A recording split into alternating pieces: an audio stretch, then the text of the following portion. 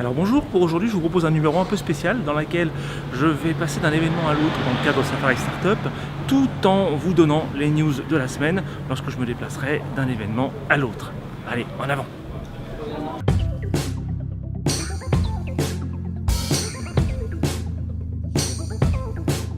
Ah, je vais la refaire.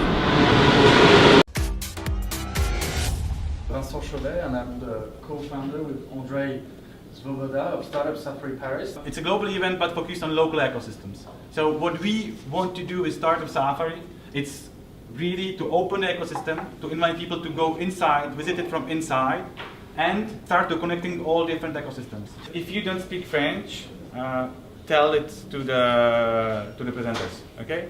So they can do the presentation in English. L'enquête annuelle de caution de réputation Harris vient de sortir et selon les 26 000 personnes interrogées, Google et Apple... C'était mieux avant. C'était mieux avant. C'était mieux avant. Avant, ça tombe bien, j'y étais. Apple d'abord, qui a pris un gadin en passant de la 5e à la 29e place, à cause notamment du problème sur les batteries des iPhone 6. Ensuite Google, qui est passé de la 8e à la 28e place, à cause notamment des fake news bien sûr. Alors si vous vous demandez qui est le top 3, en 3e position nous avons Tesla. Comme quoi, dépenser 90 millions de dollars pour envoyer un roster dans l'espace a servi à quelque chose. Ensuite, en 2e position, on s'en fout, c'est la boîte américaine. Et en 1re position, nous avons Amazon, auquel a priori personne n'a rien à reprocher. C'est étrange. A noter que Facebook est en 51e place, ce qui est une progression, car l'année dernière, ils étaient à la 66e place. Et pour ceux qui se demandent qui est en queue de peloton, à la 99e place, vous avez la Weinstein Company, pour des raisons évidentes. Et à la 100e position, vous avez Takata, qui est une entreprise japonaise qui fournissait, parce qu'ils ont déposé le bilan en 2017, des airbags, et qui ont cherché à faire quelques économies dans la fabrication de ces airbags, entraînant la mort de plus de 16 personnes. On va se demander aussi si même Michel Drucker c'était mieux avant. Premier arrêt Startup Safari de la journée, Makinov à Bastille.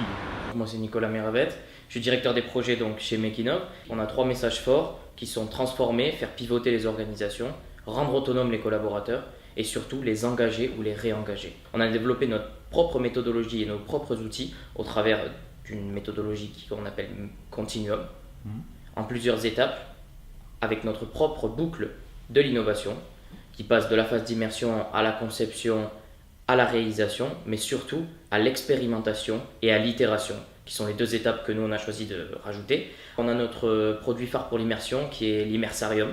C'est une immersion à 270 degrés afin de favoriser la concentration et la mise à niveau en fait, de tous les participants à nos journées de formation. On a une grande spécialité, c'est le prototypage à phase 0, c'est-à-dire ce que nous on appelle le pré-totypage. C'est pas une erreur de langage, c'est un choix délibéré de notre part.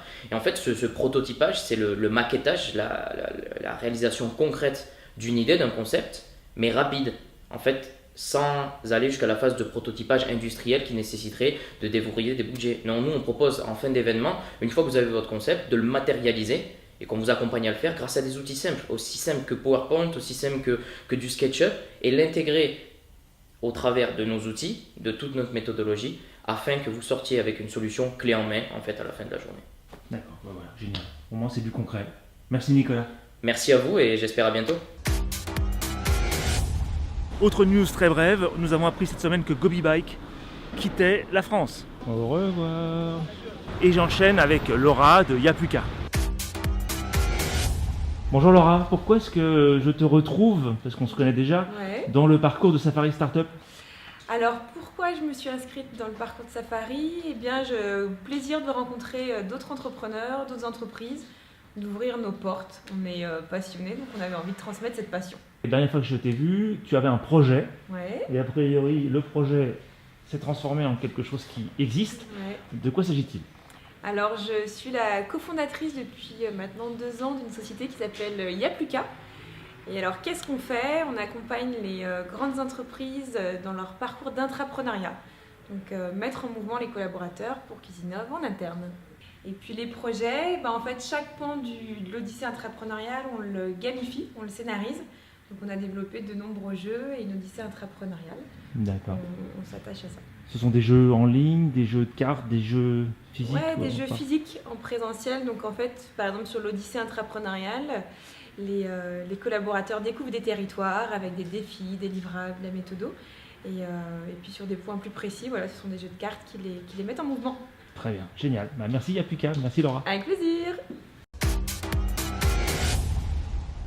En ce moment, dans la tech, il y a 2 poids 2 mesures. Soit vous êtes un salarié déçu, et dans ce cas-là, vous lancez votre lobby contre l'addiction des réseaux sociaux, en oubliant un peu que c'est la main qui vous a nourri pendant plusieurs années. Soit vous êtes un milliardaire, et vous transformez en réalité des choses qui étaient encore considérées comme de la science-fiction il y a 2 ans. Cette semaine, c'est au tour de Larry Page d'annoncer le lancement de son projet Cora, qui est un énième projet de drone taxi autonome. So it doesn't need a runway or an airport. But unlike a helicopter, Cora is remarkably quiet.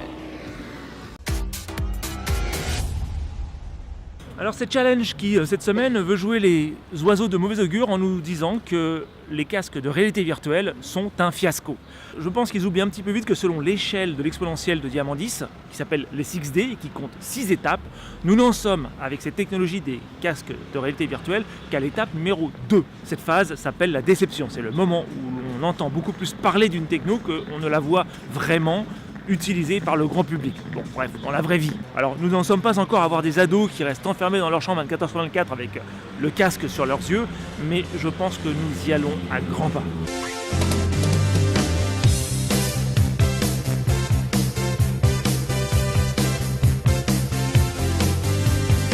Et maintenant, ambassade de la République tchèque.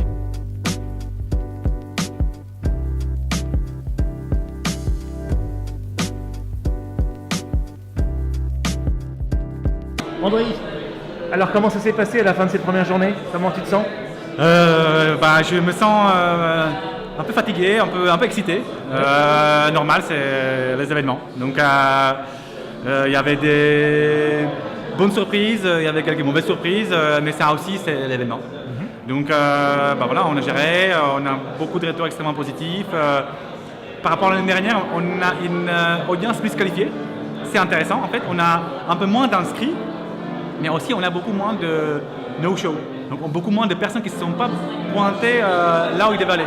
Alors que l'année dernière, on a plus de monde, mais ça nous arrive plus souvent que les gens ne venaient pas au final. Donc, au final, c'est une bonne progression. Donc, on est content de cette première journée.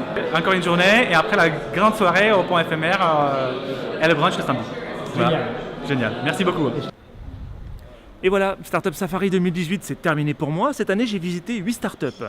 Alors, je n'ai pas pu toutes les filmer. Certaines avaient un problème légitime avec la confidentialité. Je pense notamment à Yellow Innovation du groupe La Poste. D'autres avaient simplement des choses que je ne pouvais pas filmer. Quand vous proposez une solution de paiement ou que vous développez une application de mise en conformité avec la GRPD, qu'est-ce que vous voulez que je montre? Qu'est-ce que c'est que le RGPD? C'est le règlement européen pour la protection des données personnelles qui sera applicable dans toute l'Europe dès le 25 mai 2018. Bon. Maintenant, parmi ces 8 startups, en réalité, je n'ai vu aucune startup. J'ai vu 8 PME. J'ai vu des entreprises établies qui n'étaient pas là pour prouver que leur business model était le bon ou qui n'étaient pas là en quête de leur business model. Vous connaissez l'histoire de ce que c'est qu'une startup. Bon, sans tomber dans les clichés, attention. Maintenant, voilà, j'ai vu des PME établies qui n'étaient pas là pour changer le monde, qui n'étaient là pour prouver quoi que ce soit, qui étaient là pour faire du pognon, qui étaient là pour se développer. Et d'ailleurs, on a très rarement été reçus par les fondateurs de ces entreprises. On a plutôt été reçus par des salariés. D'ailleurs, ce qui prouve une chose intéressante, voire même deux, c'est que, l'entrepreneuriat est devenu mainstream, ça c'est génial. Et la seconde chose, c'est que les gens qui nous ont reçus étaient quand même pas mal des ingénieurs et des gens d'école de commerce. Donc c'est que la petite entreprise, la PME, même si vous la rebrandez start-up, est super attractive aux plus jeunes et ça c'est top. Maintenant, il y a quand même quelque chose que je regrette, c'est de ne pas avoir vu plus d'originalité. J'ai quand même vu plusieurs startups qui étaient quand même de gros MeToo de sites américains, qu'il n'y ait pas plus de folie et qu'il n'y ait pas, allez là pour le coup un peu, voire même un tout petit peu de charisme.